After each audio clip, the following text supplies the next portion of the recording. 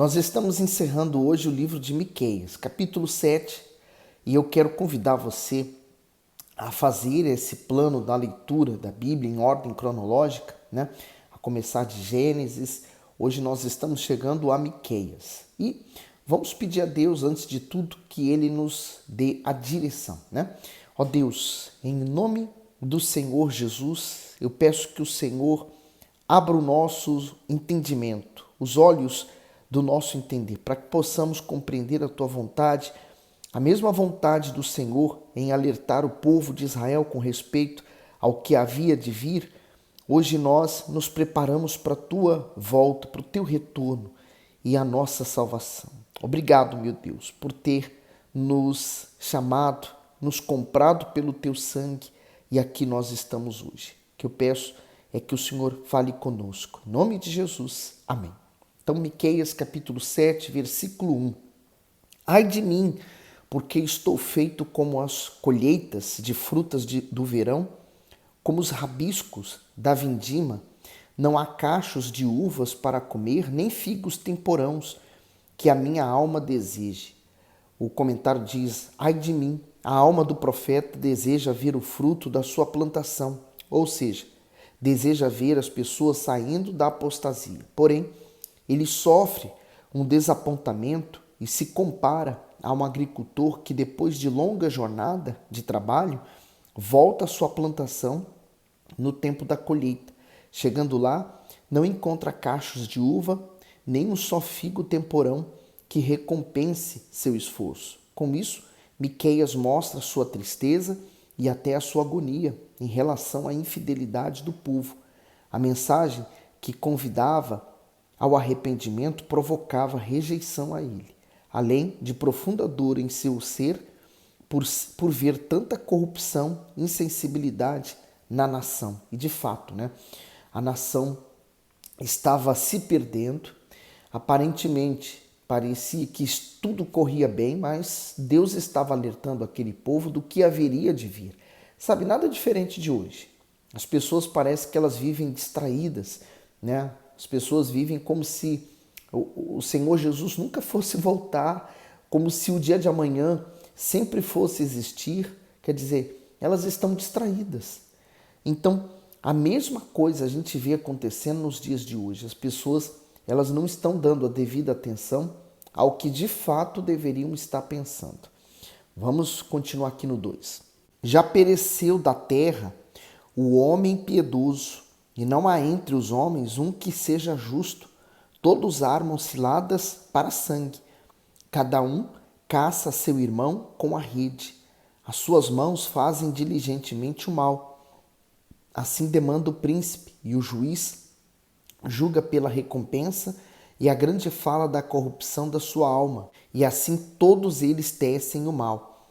O melhor deles é como um espinho, e mais reto é, pior do que a sebe de espinhos. Veio o dia dos teus vigias, veio o dia da tua punição. Agora será a tua confusão. Não creais no amigo, nem confieis no vosso guia. Daquela que repousa no teu seio, guarda as portas da tua boca. O comentário do 5. Não havia em quem confiar. A confiança no amigo, no vizinho ou na esposa já não era possível naquela ocasião, pois, movidos pela ganância e pela corrupção, as pessoas traíam umas às outras sem o mínimo temor a Deus. O profeta presenciou toda essa maldade, mas olhou para o Senhor, guardando sua salvação. Essa realidade se repete nos dias atuais, pois vivemos em um mundo onde as pessoas se tornam cada vez mais egocêntricas e egoístas, como mostra as Escrituras. Contudo, os que nascem de Deus não se corrompem, pelo contrário, andam na contramão desses maus costumes, guardam a fé e, acima de tudo, confiam no Altíssimo. Por isso que eu costumo dizer que quem realmente se converteu e entregou a vida ao Senhor Jesus se torna um verdadeiro extraterrestre nesse mundo, né?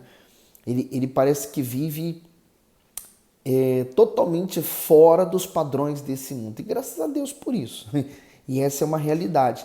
Por isso que o mundo nos persegue tanto. Porque Aqueles que se entregaram a Deus vivem como se fosse um extraterrestre para eles, e nós, na verdade, pela nossa maneira de ser, de viver, faz com que eles se sintam agredidos pela nossa santidade, por assim dizer. No 6.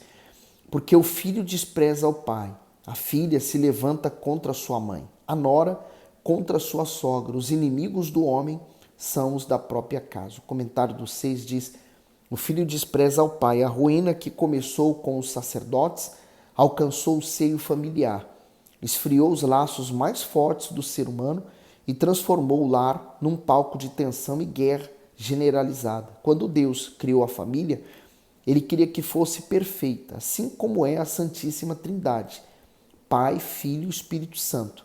Mas o diabo, com o objetivo de contrariar ao Todo-Poderoso, tem se infiltrado nos lares por meio do pecado, trazendo destruição a todos. O pecado destrói até o que há de mais sublime no ser humano, que é a capacidade de formar e manter uma família. Portanto, fique atento às investidas do mal contra o seu lar. O 7.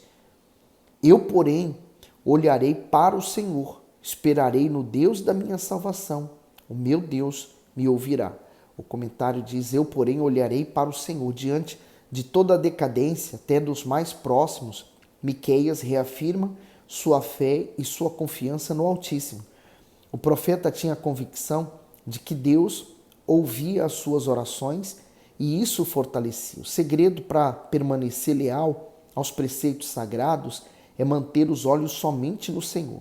Quando a fé é verdadeira, ela se apoia exclusivamente em Deus. Mesmo que o mundo inteiro se levante contra a pessoa que crê, ainda assim ela permanece fiel e cheia de paz. Enquanto a nação se corrompia, se perdia, esse profeta, ele decidiu esperar em Deus. E é assim que nós temos que nos manter, né? Enquanto muitos vão se desviando, vão caindo na fé, nós vamos nos mantendo firme com Deus. 8. Ó inimiga minha, não te alegres a meu respeito, ainda que eu tenha caído, levantar-me-ei, e se morar nas trevas, o Senhor será minha luz. Sofrerei a ira do Senhor, porque pequei contra ele, até que julgue a minha causa e execute o meu direito. Ele me tirará para a luz e eu verei a sua justiça. E a minha inimiga verá isso e cobrir-lhe-á a vergonha, que me diz: onde está o Senhor teu Deus? Os meus olhos a contemplarão. Agora será ela pisada como a lama das ruas. No dia em que reedificar os teus muros, nesse dia estará longe e dilatado o estatuto. Naquele dia virá a ti, desde a Síria e das cidades fortificadas até o rio, e do mar até o mar, e da montanha até a montanha. Mas esta terra será posta em desolação por causa dos seus moradores, por causa do fruto das suas obras. Apacenta o teu povo com tua vara, o rebanho da tua herança, que habita a sós no bosque, no meio do Carmelo. Apacentem-se em Bazã, em Gileade, como nos dias do passado. Comentário do 14. Apacenta o teu povo. Miqueias desejava ver a nação de Israel submissa à autoridade do Eterno, assim como o rebanho é submisso ao seu pastor. O Senhor Jesus é o nosso bom pastor e podemos segui-lo se assim desejarmos. João 10,14 diz: eu sou o bom pastor e conheço as minhas ovelhas, e das minhas sou conhecido. Seguindo o comentário, é no seu nome que está toda a autoridade sobre os poderes do inferno. Por isso, aquele que ouve a sua voz não errará o caminho, mas seguirá firme para os pastos verdejantes, que é a vida abundante que ele prometeu, o que inclui, sobretudo, a salvação. Veja se não tem qualquer semelhança com os dias de hoje, né? As pessoas, elas reclamam: onde estava Deus quando houve aquele desastre? Onde estava Deus quando aquela criança foi abusada? Deus permaneceu e permanece no mesmo lugar, mas o ser humano se afastou dele, né? O ser humano não o busca. Aliás, quando é que o ser humano pensa ou lembra de Deus? Quando está tudo mal, Então, quando vem a destruição, o ser humano vai então se voltar verdadeiramente para Deus. Aí ela vai chamar a Deus, né? No 15, eu lhe mostrarei maravilhas, como nos dias da tua saída na terra do Egito. As nações o verão, envergonhar-se-ão, por causa do seu poder. Porão a mão sobre a boca, e os seus ouvidos ficarão surdos. Lamberão o pó como serpente, como vermes da terra, tremendo sairão dos seus esconderijos, com pavor virão o Senhor, nosso Deus, e terão medo de ti. Quem é Deus semelhante a ti, que perdoa a iniquidade e que passa por cima da rebelião do restante da sua herança?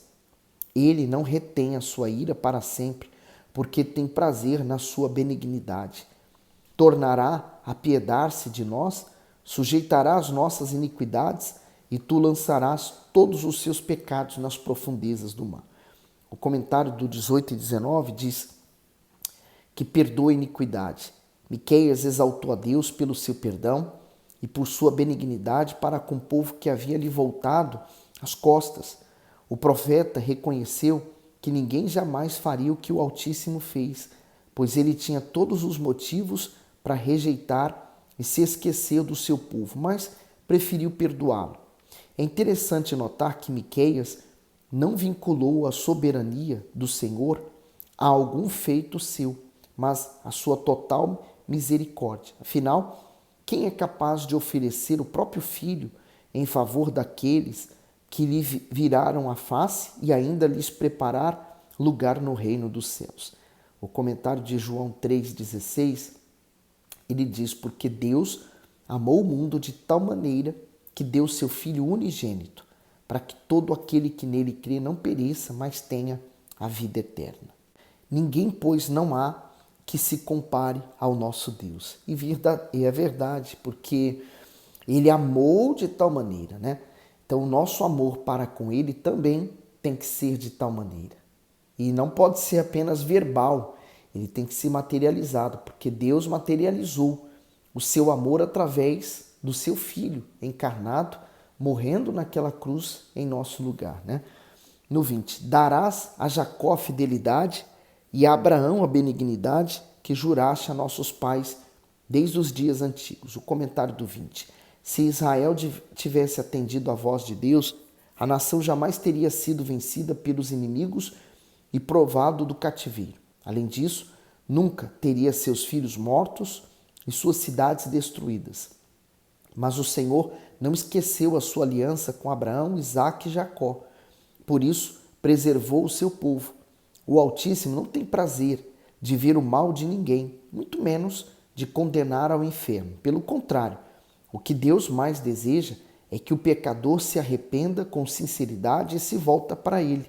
Ezequiel 33:11 diz, disse-lhes, vivo eu, diz o Senhor Deus, que não tenho prazer na morte do ímpio, mas em que o ímpio se converta do seu caminho e viva. Convertei-vos dos vossos maus caminhos, pois por que razão morrereis, ó casa de Israel? E terminando o comentário do bispo, é um privilégio podermos ter o Eterno como nosso Senhor e conhecer a sua fidelidade e a sua bondade, pois essas virtudes acompanharão para sempre aqueles que lhe são fiéis. Assumir uma aliança com o Todo-Poderoso é garantir a salvação. A nação de Israel estava verdadeiramente destruída, desolada, mas não agora fisicamente, espiritualmente sim, porque fisicamente ela vai ficar desolada quando vier a Síria, como eles mesmos estão profetizando. Agora nós voltamos para 2 Crônicas, capítulo 28. Tinha Acás 20 anos de idade quando começou a reinar e 16 anos reinou em Jerusalém. E não fez o que era reto aos olhos do Senhor, como Davi, seu pai. Antes, andou nos caminhos dos reis de Israel e, além disso, fez imagens fundidas de Abalaíns. Também queimou incenso no vale do filho de Inom e queimou a seus filhos no fogo, conforme as abominações dos gentios que o Senhor tinha expulsado de diante dos filhos de Israel. Meu Deus, olha só a que ponto chegou esse rei. né, de queimar aos deuses os próprios filhos. O comentário do bispo diz assim: Acás reinou no lugar de Jotão, seu pai, mas optou em seguir o padrão moral e espiritual dos piores reis de Israel. Sua apostasia o levou a se entregar à idolatria e ao ocultismo. Ele fez imagens de escultura, sacrificou nos altos e ainda queimou os próprios filhos como oferta a deuses pagãos. Eu não consigo imaginar um pai fazendo isso, queimando seu próprio filho, mas o desejo dele pelo poder era tão grande que ele fazia isso, sem menor ressentimento. Agora o 4. Também sacrificou e queimou incenso nos altos e nos outeiros, como também debaixo de toda árvore verde. Por isso, o Senhor seu Deus o entregou na mão do rei dos sírios, os quais o feriram, e levaram dele em cativeiro uma grande multidão de presos que trouxeram a Damasco. Também foi entregue na mão do rei de Israel, o qual lhe infligiu grande derrota. Porque Peca, filho de Remalias, matou em Judá num só dia 120.000, todos homens valentes, porquanto deixaram o Senhor Deus de seus pais. E Zincre, homem valente de Efraim, matou a Masias, filho do rei, e a Asricão, o mordomo, e a Eucana, o segundo depois do rei.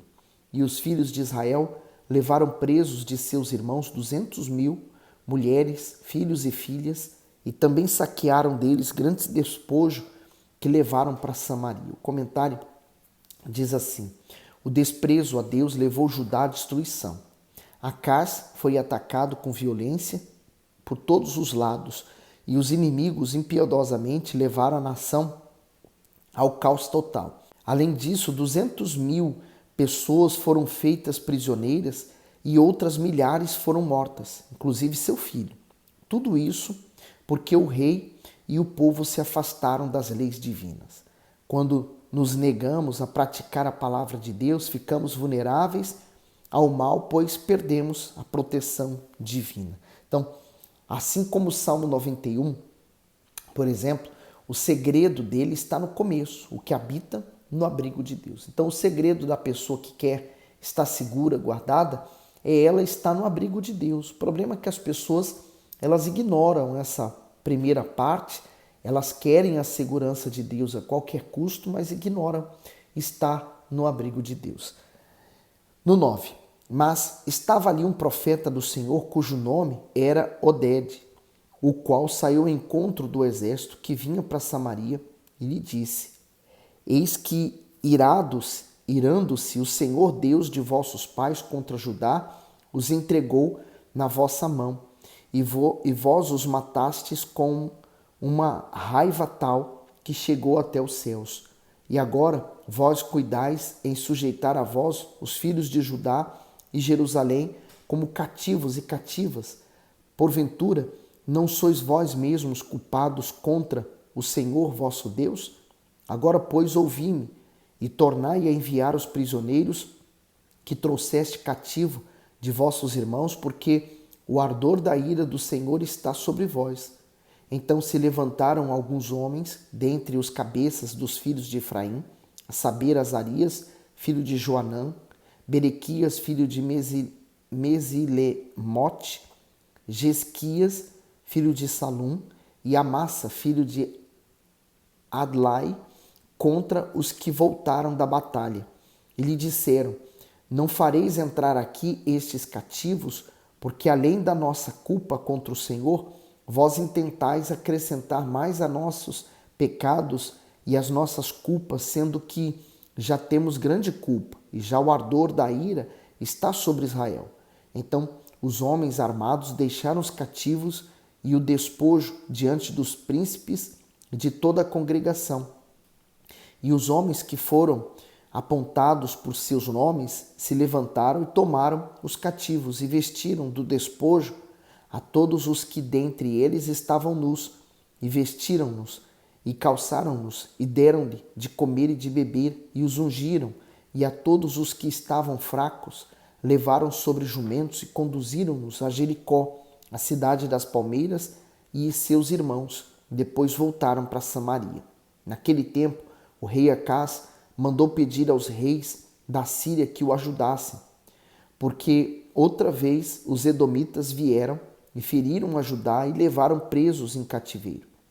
Também os filisteus deram sobre as cidades da Campina e do sul de Judá e tomaram a Bet-Semes e a Jolom e a Gederote e a Socó e os lugares da sua jurisdição, e a Tímina e os lugares da sua jurisdição, e a Guinzo e os lugares de sua jurisdição, e habitaram ali.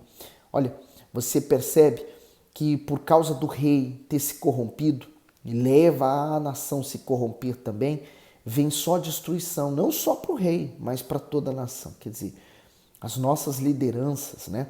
Nós precisamos estar sempre lutando em oração por eles, né?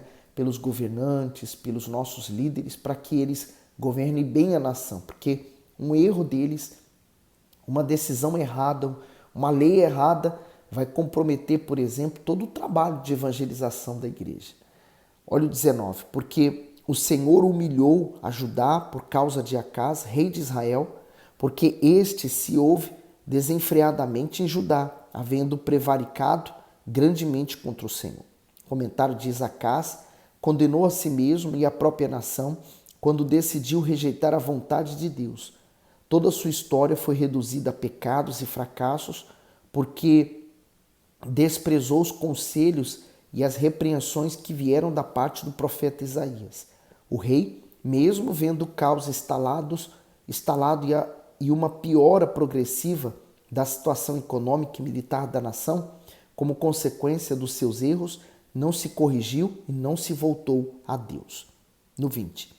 E veio a ele Tiglat-Pileser, rei da Síria, porém o pôs em aperto e não o fortaleceu. Quer dizer, ele queria contar com o braço do homem, né? Maldito o homem que confia no próprio homem. No 21. Porque Acaz tomou despojos da casa do Senhor e da casa do rei e dos príncipes e os deu ao rei da Síria, porém não o ajudou. E ao tempo em que este o apertou, então ainda mais transgrediu contra o Senhor, tal era o rei Acaz. Porque sacrificou os deuses de Damasco, que o feriram, e disse: visto que os deuses dos reis da Síria os ajudam, eu lhes sacrificarei para que me ajudem a mim. Porém, eles foram a sua ruína e de todo Israel. Quer dizer, olha só que desespero, né? Olha que falta de juízo desse rei. Quer dizer, a pessoa, quando ela está tomada pelo pecado, pelo desespero, pela ansiedade, enfim, ela faz isso aí. Ela toma atitudes precipitadas ao ponto de até negar o próprio Deus. No 24, e ajuntou Acaz os utensílios da casa de Deus e fez em pedaços os utensílios da casa de Deus e fechou as portas da casa do Senhor e fez para si altares em todos os cantos de Jerusalém. Também em cada cidade de Judá fez altos para queimar incenso a outros deuses. Assim provocou a ira o Senhor Deus de seus pais. Ora, o restante dos seus atos e de todos os seus caminhos, tanto os primeiros como os últimos, eis que estão escritos no livro dos reis de Judá e de Israel. E dormiu Acaz com seus pais e o sepultaram na cidade de Jerusalém. Porém, não o puseram no sepulcro dos reis de Israel. E Ezequias, seu filho, reinou em seu lugar. Aí nós podemos falar, tudo poderia ser muito mais simples, mais fácil, se os reis decidissem servir a Deus com integridade. Mas isso se repete com você. A sua vida é um reino. Se você decidir fazer o que é errado, né, você vai pagar pelos suas más escolhas, né? Então, você deve fazer a escolha certa. Está diante de você escolher o que é bom ou o que é mal. E então, gostou? Põe seu gosto. Se inscreva no canal. Manda esse vídeo para alguém, tá bom? E que Deus abençoe você.